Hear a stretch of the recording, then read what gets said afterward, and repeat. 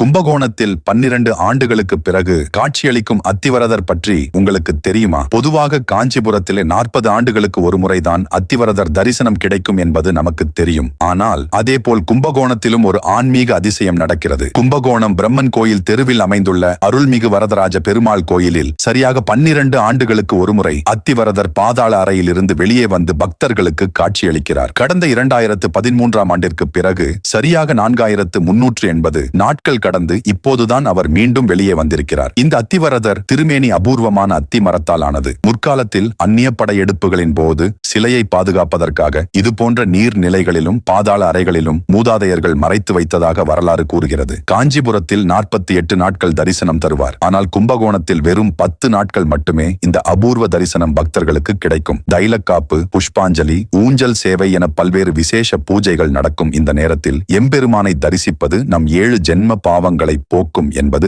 ஐதீகம். 12 ஆண்டு கால தனிமையை முடித்துவிட்டு தன்னை தேடி வரும் பக்தர்களுக்கு அருள் பாலிக்க வந்திருக்கும் அத்திவரதரை தரிசிக்க தவறாதீர்கள். உங்களுக்கு பெருமாள் பிடிக்கும் என்றால் கோவிந்தா கோவிந்தா என்று கமெண்ட் செய்து நமது சேனலை ஒரு சப்ஸ்கிரைப் செய்து கொள்ளுங்கள்.